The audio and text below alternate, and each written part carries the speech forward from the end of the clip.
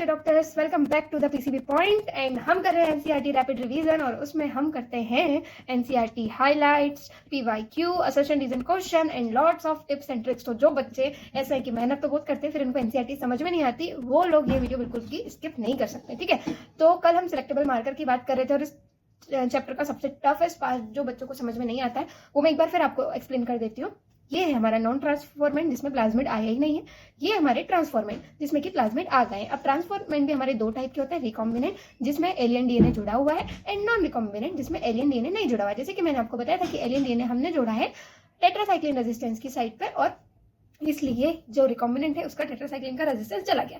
तो पहले तो हमको नॉन ट्रांसफॉर्मेंट एंड ट्रांसफॉर्मेंट को अलग करना है। अब देखो ये जो प्लाज्मिड है इनमें एम्पीसिलिन का रेजिस्टेंस तो है, लेकिन इसके पास क्या, इसके पास तो प्लाज्मिड ही नहीं है। तो इफ अगर मैं इन तीनों को एम्पीसिलिन में डालूंगी तो ये तो मर जाएगा, ठीक है, और ये रहेंगे जिंदा। अब हमको नॉन रिकॉम्बिनेंट और रिकॉम्बिनेंट में से भी अलग करने, क्योंकि हमारे को चाहिए तो ये वाला है। तो अब हम क्या करेंगे, टेट्रासाइक्लिन डालेंगे। तो इसके पास टेट्रासाइक्लिन का रेजिस्टेंस नहीं है तो ये मर जाएगा।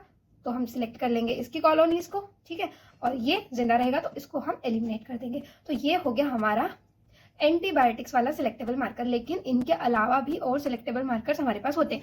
अब देखो, selection of recombinant due to inactivation of antibiotic is a cumbersome procedure, क्योंकि पहले उसको उस प्लेट पे डालो एम्पीसिलिन की, फिर उसको निकालो, फिर उसको टेट्रासाइक्लिन की प्लेट पे डालो, बहुत घिचपिच होती है। तो इसलिए हमने और कुछ भी दूसरे सिलेक्टेबल मार्कर डेवलप किए हैं। मैंने नहीं, मतलब साइंटिस्ट ने।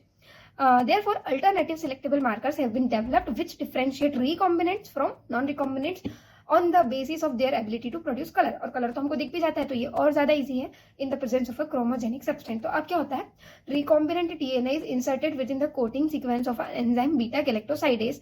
अब देखो, जब वहां पे हमने क्या किया था, टेट्रासाइक्लिन वाली साइड पे एलियन डीएनए लगाया था, लेकिन अब हम किस साइड पे लगाएंगे, जहां पे बीटा गैलेक्टोसाइडेस एंजाइम प्रोड्यूस होता है। अब उस वजह से क्या हुआ, इनएक्टिवेशन हो गया उस एंजाइम का, और इसको हम इंसर्शनल इनएक्टिवेशन बोलते हैं। मतलब जिसका जहां पे जाके हमारा एलियन डीएनए लगा वो जीन क्या कर रहा था, बीटा गैलेक्टोसाइडेस एंजाइम रिलीज कर रहा था। अब यहाँ पे एलियन जीन लग गया तो बीटा गैलेक्टोसाइडेस एंजाइम रिलीज नहीं होगा। तो the presence of a chromogenic substance gives blue coloured companies if the plasmid in the bacteria does not have an insert. मतलब जब बीटा गैलेक्टोसाइडेस एंजाइम है और हमें क्रोमोजेनिक सब्सटेंस इसमें डाल रहे हैं तो ये देगा ब्लू कलर। लेकिन the presence of chromogenic substance give blue color if the plasmid in the bacteria does not have an insert। does not have an insert का मतलब है कि does not have alien DNA, मतलब beta galactosidase produce हो रहा है, ठीक है। Presence of an insert result into insertional inactivation of beta galactosidase and the colonies do not produce any color. These are identified as the recombinant colonies। मतलब अगर colour produce नहीं किया मतलब कि बीटा गैलेक्टोसाइडेस जा चुका है, उसकी जगह एलियन डीएनए आ चुका है, और इसलिए इनको हम रिकॉम्बिनेंट कॉलोनीज बोलते हैं। आई होप आपको समझ में आ गया। मतलब blue colonies non recombinant and colourless colonies are recombinant, ठीक है। उसके बाद हमारा है vectors for cloning gene in plants and animals.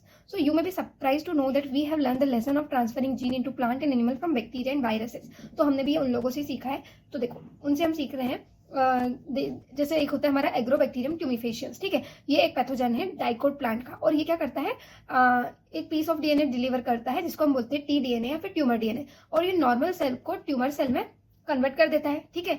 And फिर इस ट्यूमर सेल को कहता है कि भाई तुम ये केमिकल प्रोड्यूस करो जो उसको रिक्वायर्ड होते हैं ना इस पैथोजन को। तो मतलब ये क्या कर रहा है, अपने काम के लिए प्लांट को ट्यूमर दे रहा है। मतलब जैसे इसको चाहिए फलाना एक केमिकल, तो ये डाइकोट प्लांट के पास जाएगा, डाइकोट प्लांट को इन्फेक्ट करेगा और उसकी नॉर्मल सेल में एक टी डीएनए इंसर्ट करेगा, ठीक है, डिलीवर करेगा, और उस नॉर्मल सेल को ट्यूमर सेल में कन्वर्ट कर देगा। अब उस ट्यूमर सेल को बोलेगा कि चल भाई मेरे लिए ये वाला केमिकल प्रोड्यूस कर। तो कितना लालची है ये इंसान। तो वैसे ही हमने इनसे कुछ लालच सीखा है। और एक और एग्जांपल है, ये तो प्लांट का हो गया। अब जैसे रिट्रोवायरस होता है एनिमल्स में, वो क्या होता है, रिट्रोवायरस क्या करता है, जैसे कि हमारे नॉर्मल सेल को कैंसरस सेल में कन्वर्ट कर देता है, ठीक है। तो ये भी लालची अपनी जरूरतों के लिए हमें बीमारी दे देता है। अब better understanding of the art of delivering of genes by pathogen in their eukaryotic host has generated knowledge to transform this tools of pathogen into useful vector for delivering gene of interest of human. तो ये तो बीमारी के लिए अपने interest of gene डाल रहे हैं और केमिकल प्रोड्यूस करवा रहे हैं, पर इंसानों ने क्या सोचा, हम अपने इंटरेस्ट का निकलवाएंगे इनसे, ठीक है, इनके इंटरेस्ट का नहीं निकलवाएंगे। तो अब हम क्या करते हैं, tumour inducing plasmid of agrobacterium tumefaciens को हमने एक क्लोनिंग वेक्टर में मॉडिफाई कर दिया है, ठीक है, जो कि प्लांट को पैथोजेनिक नहीं है, ठीक है, पर वो मैकेनिज्म अभी भी यूज कर रहा है, ठीक है, जिससे हम अपने जीन ऑफ इंटरेस्ट को सीक्रेट करवा सकते हैं। तो सिमिलरली रिट्रोवायरस को भी हमने डिसआर्म कर दिया है। मतलब क्या, वो बीमारी कॉज नहीं करेगा, पर वो अपना एलियन पीस ऑफ डीएनए जो हमें चाहिए, डिजायर्ड हमारा है, वो जाके सेल में इंसर्ट कर देगा और उससे हमारे जो भी है रिक्वायर्ड प्रोडक्ट सिक्रीट होंगे। तो ये हो गए हमारे सुटेबल वेक्टर। तो प्लांट में है एग्रोबैक्टीरियम ट्यूमिफेशन एंड एनिमल में है रेट्रोवायरस, ये आपको याद रखना है। और अगर प्रीवियस ईयर क्वेश्चन की बात करें तो ये है a gene whose expression help to identify transform cell is known as selectable marker. ये तो हो गया था, कल का टॉपिक है, ठीक है, ये हो गया इसका PYQ। एंड उसके बाद आता है हमारा कॉम्पिटेंट होस्ट, ठीक है। तो competent for transformation with recombinant DNA। अब देखो हम सारा का सारा पढ़ रहे हैं टूल्स। तो पहले हमने पढ़ा स्ट्रक्चरल जीन, ठीक है, उसके बाद हमने क्या पढ़े क्लोनिंग वेक्टर, और हम पढ़ रहे हैं कॉम्पिटेंट होस्ट। पहले हमें जीन मिल गया, फिर हमें वेक्टर मिल गया जिसके थ्रू हम जीन को भेजेंगे, लेकिन भेजेंगे कहाँ, वो होस्ट उसको लेने को तैयार भी तो हो। तो भाई DNA हमारे एक हाइड्रोफिलिक मॉलिक्यूल है, मतलब वाटर लविंग, तो it can not pass through cell membrane, क्योंकि ये सेल मेम्ब्रेन जो होती है लिपिड की बनी हुई होती है। तो in order to force bacteria to take up the plasmid the bacterial cell must first be made competent. पहले उसको कॉम्पिटेंट बनाना पड़ेगा। देखो कॉम्पिटेबिलिटी जरूरी है हर जगह, ये चीज तो आपकी जनरेशन बहुत अच्छे से समझ ही रही है। तो this is done by treating them with a specific concentration of divalent cation such as calcium.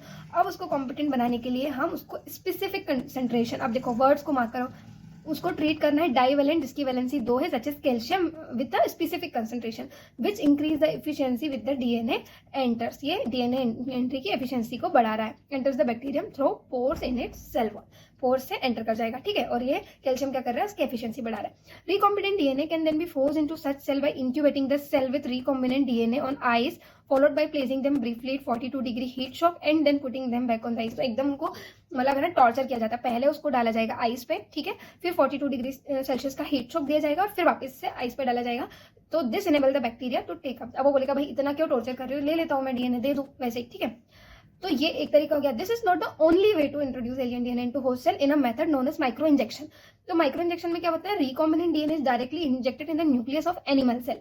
Direct animal cell के न्यूक्लियस में हम इंजेक्ट कर देते हैं। दूसरा मेथड होता है हमारा cells are bombarded with high velocity micro particle of gold and tungsten. आपको एलिमेंट्स याद रखने की, हाई वेलोसिटी एक वर्ड हो गया, माइक्रो पार्टिकल एक वर्ड हो गया, और गोल्ड और टंगस्टन के कोटेड करके हम उसको DNA को इंसर्ट करते हैं। तो इसको बोलते हैं बायोलिस्टिक और जीन गन। अब दोनों में आपको डिफरेंस क्या याद रखना है कि कौन सा एनिमल के लिए यूज किया जाता है और कौन सा प्लांट के लिए। अब देखो इंजेक्शन है, आपने कभी देखा प्लांट को इंजेक्शन लगाते हुए? इंजेक्शन तो हम एनिमल को लगाते हैं। तो जो माइक्रो इंजेक्शन है this is use for animal cell, and जो जीन गन है बचा हुआ वो है हमारा प्लांट के लिए, प्लांट सेल के लिए। और जो लास्ट मेथड है वो है डिसआर्म्ड पैथोजन वेक्टर, जो कि हमने भी पढ़ी है, retrovirus and TI, which when allowed to infect the cell transfer the recombinant DNA into the host. Now that we have learned about the tools of constructing recombinant DNA, let us discuss the process facilitating recombinant DNA technology. अब हमारे पास tools आ गए, हमारे पास मकसद आ गया कि हम ये क्यों कर रहे हैं। अब हमको देखनी है प्रोसेस कि हम ये कैसे करेंगे। तो भाई आज के लिए बहुत हो गया, हमने पढ़ लिए सारे tools of recombinant DNA technology, and this is all for today. अगर वीडियो अच्छा लगा है तो please let me know in the comment box, और अगर कोई कमी है तो भी मुझे कमेंट बॉक्स में बताओ ताकि मैं इंप्रूव कर सकूं। और अगर और ऐसे वीडियोस चाहिए तो सब्सक्राइब कर दीजिए the PCB point. Bye bye.